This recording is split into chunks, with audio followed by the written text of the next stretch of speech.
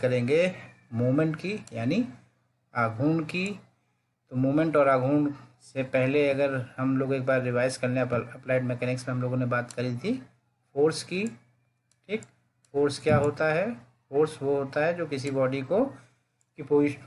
को उसकी पोजीशन से चेंज करता है, चेंज करने का प्रयास करता है।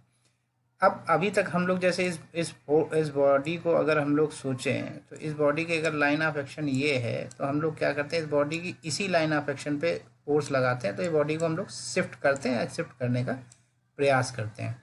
लेकिन यहीं पे अगर आप अपने दरवाजे को देखें, जैसे दरवाजे को अगर हमें खोलना होता है, तो जैसे अगर ये हमारे दरवाज़ा है और तो हम फोर्स क्या करते हैं, फोर्स ऐसे लगाते हैं, तब ये दरवाज़ा हमारा खुल करके इस तरफ खुलता है।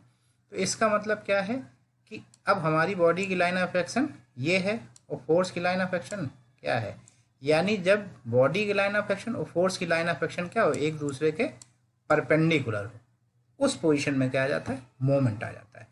तो इसका मतलब क्या है कि मोमेंट भाई साहब हमारे लिए क्या है, बड़ा हेल्पिंग टूल है। तो जब भी मोमेंट आएगा तो मोमेंट क्या करेगा, वो हमको देगा रोटेटरी मोशन। ठीक, इसीलिए हमें जब भी अपने, जैसे अगर हम टैप को खोलने की बात करें तो वहाँ लग की जब लगाते हैं तो हम कैसे लगाते हैं, रोटेटरी मोशन ही लगा रहे हैं। तो कुछ जगहों पे कपल आएगा, लेकिन कपल का भी वो मोमेंट ही होता है। ठीक है, तो उसमें कंफ्यूज मत होइएगा। तो नेक्स्ट जो वीडियो आएगा उस वीडियो में हम लोग कपल की बात करेंगे, लेकिन अभी हाल फिलहाल हम लोग मोमेंट की बात करते हैं। तो मोमेंट का मतलब क्या है कि जब वो हमको रोटेटरी मोशन देने लगे, यानी फोर्स क्या करे, बॉडी की परपेंडिकुलर एक्सिस पे काम करने लगे, तो वहां से हमको क्या मिलता है, मोमेंट, यानी it tries to rotate the body. अगर हम इसको मैग्नीट्यूड के टर्म में देखना चाहेंगे तो ये हमको m बराबर f इंटू डी यानी फोर्स हो गया, और ये परपेंडिकुलर डिस्टेंस हो गई। इसको हम लोग m से डिनोट करते हैं। इसका मात्रक क्या हो जाएगा, यूनिट की बात करें तो f फोर्स का न्यूटन और डिस्टेंस का मीटर, तो ये इसका यूनिट क्या हो जाएगा, न्यूटन मीटर। और ये कहता है कि अगर किसी भी एक अगर इस बॉडी पे हम मोमेंट लगा रहे हैं, तो इस बॉडी पर अगर हम खड़े हैं तो इसका मतलब ये है कि इस बॉडी पर मोमेंट क्या हो जाएगा, वो हो जाएगा ज़ीरो।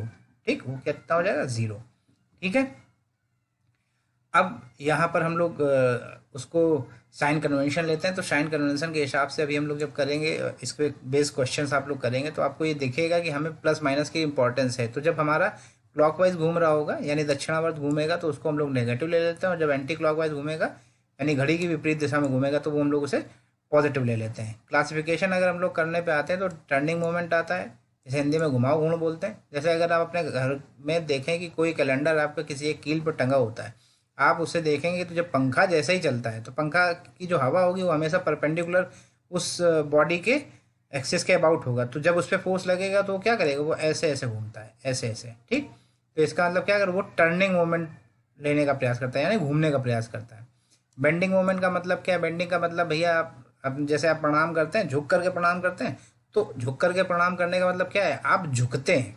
तो जिस तरीके जब कोई बॉडी, जैसे अगर आप देखें, आप कोई एक बार होती है, लोहे की बार होती है, उसका एक एंड फिक्स होता है और उसके दूसरे फ्री एंड पे जब जैसे ही आप लोड लगाते हैं तो वो क्या होती है, वो बेंड होती है। ठीक, तो वो क्या हो जाएगा, डब्ल्यू का मतलब वो फोर्स से होगा, क्योंकि लोड हमेशा फोर्स के रूप में ट्रीट होगा अपने मैकेनिकल टर्म में या मैकेनिक्स के टर्म में। तो डब्ल्यू इंटू एल हो जाएगा, परपेंडिकुलर डिस्टेंस एल है तो ये एम इंटू एल हो जाएगा। ठीक, फिर तीसरी बात आती है ट्विस्टिंग मोमेंट की। तो ट्विस्टिंग मोमेंट में तुरंत आप अपने कपड़े को निचोड़ने को दिमाग में रख लो कि उसका क्या करते हो, उसका एक एंड फिक्स कर देते हो आप। ठीक है, ऊपर वाला एक फिक्स करते हो, फिर नीचे से क्या करते हो, उसे मरोड़ते हो। तो वो जो मरोड़ है वो ट्विस्टिंग है, तो उसका एक एंड क्या होगा, वो फिक्स होगा, और यहाँ पर देखो ये कपल जो होगा वो एक्ट करने लगेगा। तो ये यहाँ पे क्या आएगा, वो मोमेंट आएगा। तो इस तरीके के मोमेंट को हम लोग बोलते हैं ट्विस्टिंग मोमेंट। फिर इसमें आता है principle of moment. Principle of moment का मतलब यही है कि किसी एक बॉडी पर या किसी एक सिस्टम पर, हम सिस्टम की बात करें तो सिस्टम पर जब नंबर ऑफ फोर्सेस काम कर रहे होंगे, ठीक है, नंबर ऑफ फोर्सेस काम कर रहे होंगे, देखिए इस तरीके से ढेर सारे फोर्स काम कर रहे होंगे। इस डायग्राम में आपको दिखाया भी है कि F1 F2 F3 F4 F5 सबकी distance L1 L2 L3 L4 ए पॉइंट से है। ए बी की L1, ए सी की L2, ए डी की L3, ए ई की L4। ठीक, क्या है कि हम जब हमारे पास में डिस्टेंसेस मिल गई, हमारे पास में फोर्स मिल गया, तो हमको जब परपेंडिकुलर डिस्टेंस मिल गई, फोर्स मिल गया, इसका मतलब हमें क्या करना है, हमें मोमेंट का यूज़ करना है। तो जिस भी पॉइंट पे हम खड़े हो जाएंगे, मोमेंट जिस भी पॉइंट पे हम लेंगे, तो अभी हम लोगों ने ऊपर ये बात पता करी है कि जिस भी पॉइंट पे हम मोमेंट लेते हैं उस पॉइंट पर उसका मान क्या हो जाता है, जीरो हो जाता है। क्यों जीरो हो जाता है? क्योंकि परपेंडिकुलर डिस्टेंस क्या हो गई, वो हो गई जीरो। तो इसका मतलब क्या है, यहाँ आप इस पॉइंट पे खड़े हो जाइए, तो F5 into zero, F1 into L1, ये देखो कैसे जाएगा, घड़ी की दिशा में। ये क्या जाएगा, घड़ी की दिशा में। ये कैसे जाएगा, घड़ी की दिशा में। ये कैसे जाएगा, घड़ी की विपरीत दिशा में, यानी एंटी क्लॉकवाइज। अब आपको क्या करना है, -F1L1 -F2L2 -F3L3 plus F4L4 कर लो भैया इसको, है F4L4 बराबर जीरो।